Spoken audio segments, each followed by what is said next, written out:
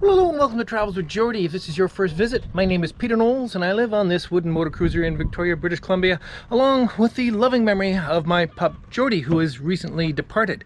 So we're going to carry on working on MV Zfish to get it ready for some cruising, and part of that is continuing to do work in the cockpit. Now the cockpit is the little micro shop I'm using right now because I don't want to make a mess out of the interior of my boat right now. But it's getting hot. It's suddenly gotten very hot.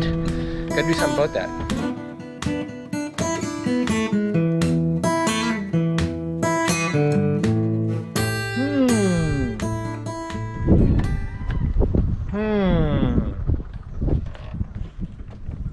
You know,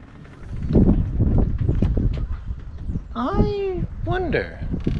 Yep, I hardly believe I'm doing this, but I'm taking my Bimini off the bridge deck of my boat to put it over the cockpit of MV Zfish for a couple of reasons. One is because getting work done the next few days in this intense heat is absolutely miserable in the blinding sun. And two, we're going cruising for a while, and it would be really nice to have some sun protection. So let's get on with it. Should be pretty straightforward, right?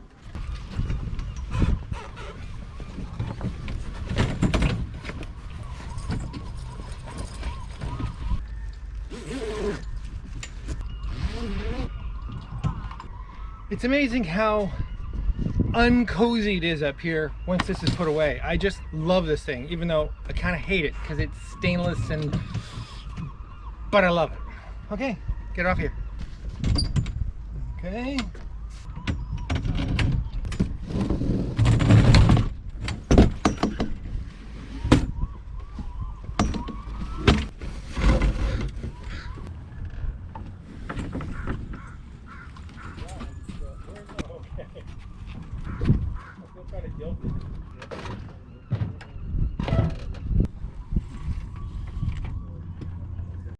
Okay, now I did measure this and it sort of fits. It doesn't fit perfectly because it won't be able to sit against the cabin top quite as neatly as it would have been ideal folded up, but we're never going to fold it up.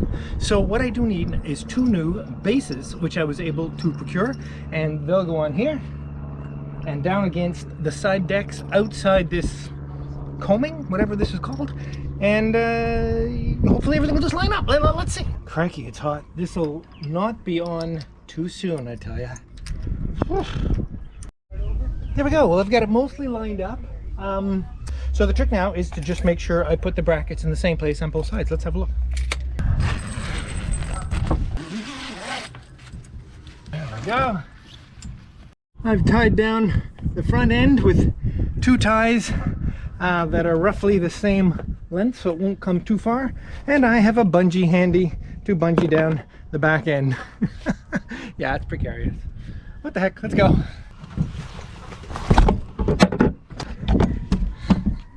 Of course, the bow hit you right in the head just as we started this.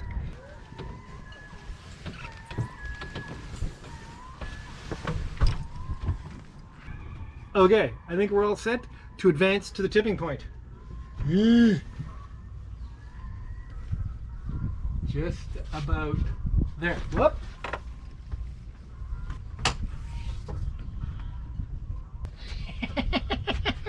A little adjustment, a little tweaking. I'm loving this. Well, there we go. Obviously need some better tethering, and we're all set.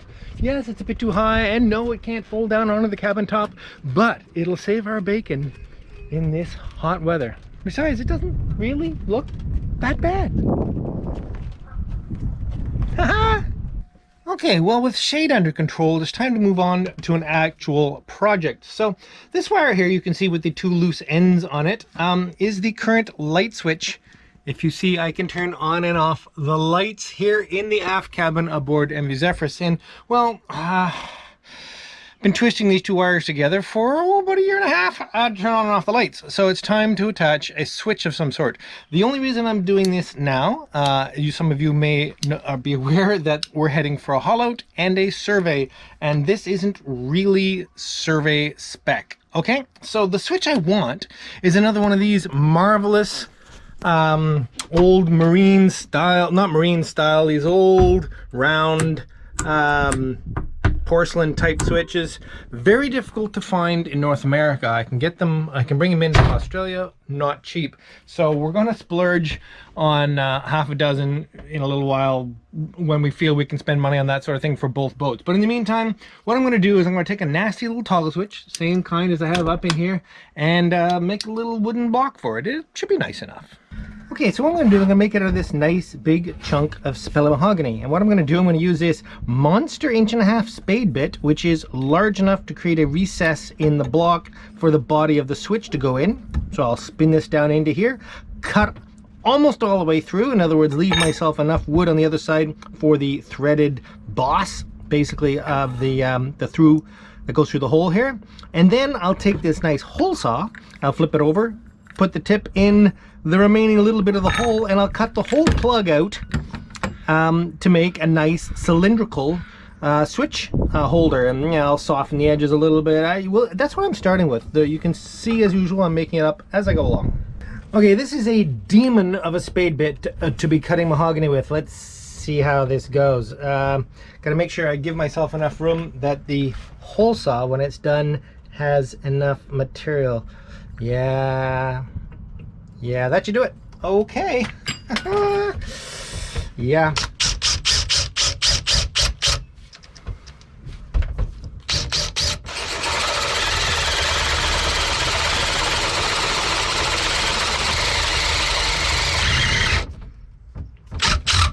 Okay, so the point has just come through, meaning that I don't have a lot of meat left at the bottom, so that should do me just fine.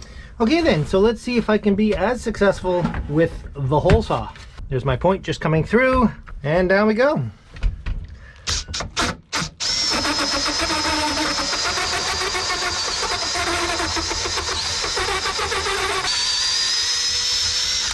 Okay, now this happens sometimes with hole saws. You can't quite drill all the way through. Hole saws are usually good for 1.5 inches. Now, the problem is, depending on the arbor manufacturer you use, there's a little nub in there that keeps you from going the full 1.5 inches. Well, you can cheat a little bit by winding it off as far as you dare, and then resetting the pins to lock it, and then the little nub isn't as far in. Go! And what do we have here? A lovely little wooden bowl with a hole in the bottom. Yeah, we can deal with that. All right, put that in there, put through, washer, and because I don't have enough threads all the way down, the classic stacked extra nut to make it long enough. Okay, and on that goes. And from here on, it's sort of silly easy, isn't it? Basically chuck it up in the drill, get it spinning, and start sanding. Now, it's not turning very square, but I can cope with that. I think I'll just basically bounce off. There we go. Yeah.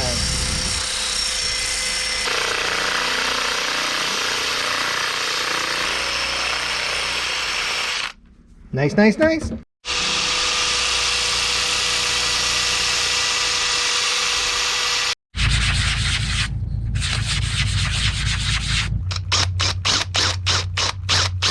There we go.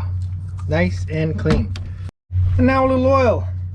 Now this is where any imperfections will show up, but I'm not too worried about it. I didn't want to give this project more than 10 minutes or so, and I'm super pleased with it. Oh yeah. Of course, it's bloody windy out here. I'm gonna get oil on this table. It's not the end of the world. Yes siree. That looks very, very nice. Oh, that looks lovely. Okay.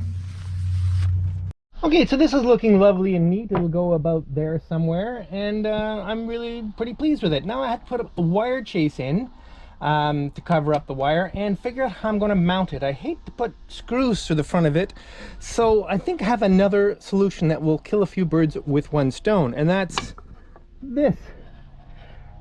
I'll make a wire chase out of this piece of 3/8 mahogany, and I'll be able to screw from the back side into the plug, and a couple of discrete screws into here will actually look very appropriate. Okay, let's get on with that.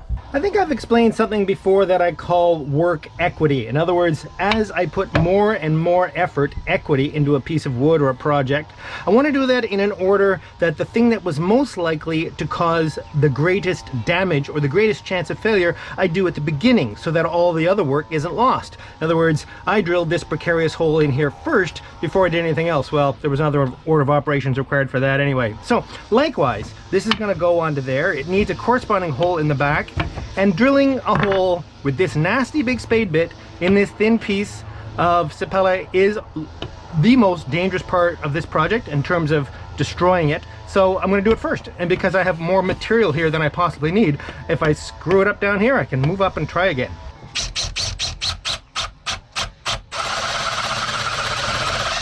And as soon as I poke through the other side, I'll continue from this side.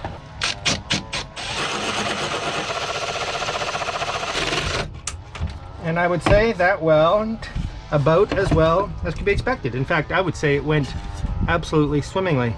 I only use this because I do not have an 1.5-inch hole saw for some reason. Okay, so if I hold this directly over the hole that's already in it, I'm going to scribe, and I'm using the pencil on its edge this time because it gives me exactly what I need in terms of the offset, or very close to exactly what I need. You'll have to excuse the weed eater. Good, let's cut that out.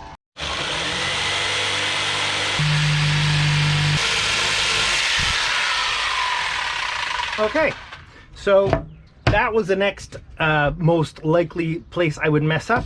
Now I gotta cut the trough, and that is the last thing that could really go badly. Then we can pretty it up with some sandpaper. Okay, so to cut the trough, I'm just gonna rip a sequence of strips. I'll move the fence over and over and over so I get a wide enough trough for the wire. But the trough must only come from the hole upwards. It mustn't extend out the bottom, or I will see it, which would be a drag. Of course, you could come into this a little bit, but as long as it doesn't come out the bottom, I'm safe. So what I'm going to do, basically, where the first blade hits, which is right about there. So if I make a mark there, I know that as long as I never exceed that, I'm pretty safe.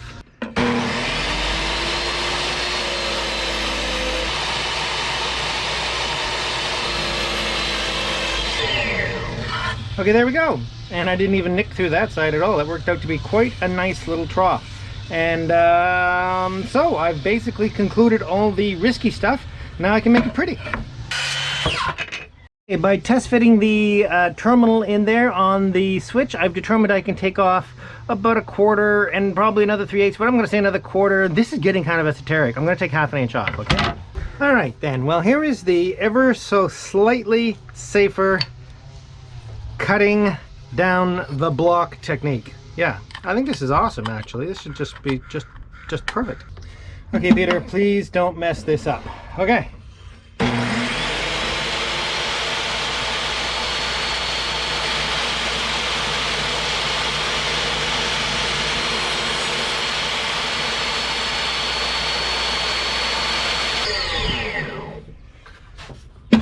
Well, how about that? Anyone have any use for a rather nice mahogany ring? I'll probably keep that for something. It's the big thing. Okay, that's nice and centered, so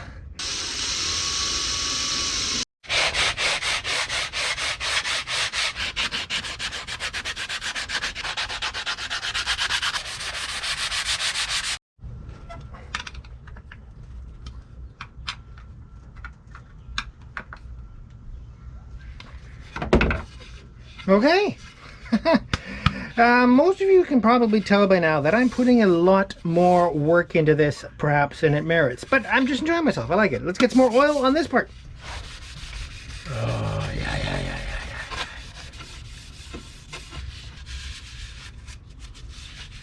I love it. All right, so I'm just wrapping up this light switch project, and I've got a couple of coats of my favorite wipe-on poly on here after the tung oil, so that's looking pretty nice. So I'm just wiring up the switch now, and that's pretty straightforward. Make sure that up is on. Push this through here. I love this little switch. Actually, I'm not very fond of the switch itself, but I love the mount. Beauty. Okay then, well, I'm gonna put these on with some little stainless round head screws, which I think are tolerable in this situation, but as soon as I find a chance, I'll find some nice little bronze standard round head, or pan head actually. There we go, make sure that's all tucked up inside. I'm gonna start at the top so that I can align it at the bottom. So now just a matter of alignment, and this is largely by eye, because if it doesn't bother me now, it won't bother me later. I like it. There we go. Haha! Sure beats twisting two wires together. We got lots of other things to do. Let's move on. Okay, I'm really hoping this goes as well as I've imagined. I'm just loving this Bimini over the cockpit. In fact, I think in time, I'm gonna have to put a Bimini over the cockpit of MV Geordie, because it just makes, it's just nice. It's just really nice. Anyone who has a boat knows how nice a Bimini is. Okay, so here's one of the situations I ran into when I first installed it. And that's, I'm just tethered the front of it down to this handrail with this piece of rope. But there was this stray strut, which I actually never used on my boat, because the way it was set up to the windshield was messed up. But look at that, that has a really nice relationship to this other piece of stainless steel. Enter this thingy. I was sure one of these existed, and lo and behold, my local chandler had it. And it's basically a split clamp. Basically, I can open it up. The trick here is not to drop anything in the ocean. This has got to be one of the easiest little projects I've done in a while. No dropping in the ocean allowed. Okay, good. That was too easy. Do the other side. With no dock on this side, it's a little more precarious to hang out over the water. Oh, right. I can do without this. All right. So now there's beverages in the shade, or beverages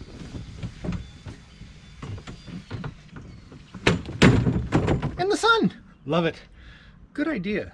Very good idea.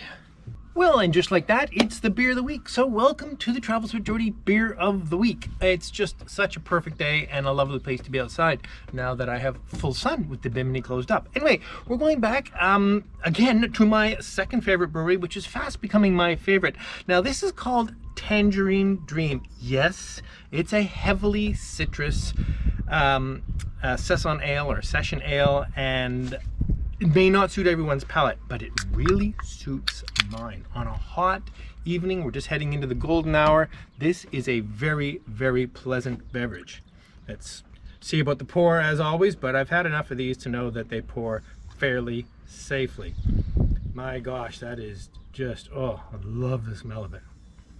All right then. So the Tangerine Dream Session Ale from 4 Mile Pub. Brilliant, really. Oh God, on a day like this, even if you don't like heavily citrused ales, this is just one of those that is just so yummy. Perfect. Okay, well, to this I will cheers. A number of new patrons that came on over the last few weeks, and I haven't had an opportunity to thank you yet. There's Eleanor Boyce, Jason Huff, Martin Humphreys, Walter Reed, and Alex Tabor. Thank you all so very, very much for coming aboard. I'm so grateful. I couldn't possibly do this without you and all the others who have joined in advance. Also a treat from Parker Duberke through the Amazon wish list, a selection of my favorite carbide scraper blades from Baco. These are fantastic. These are the little detail ones that go on the small one. I'm not sure you've seen me use these, but they're going to be very, very handy this summer with all the bright work that is coming up. So, word of the week. What shall it be? I think it's just going to have to be pleasant. Yes, because this is so pleasant. So if you'd like to win a Travels with Geordie t-shirt, use the word pleasant in a comment below, and I'll pick at random from the first 24 hours worth of comments, and if I pick you, you'll win a Travels with Geordie t-shirt. See you next week.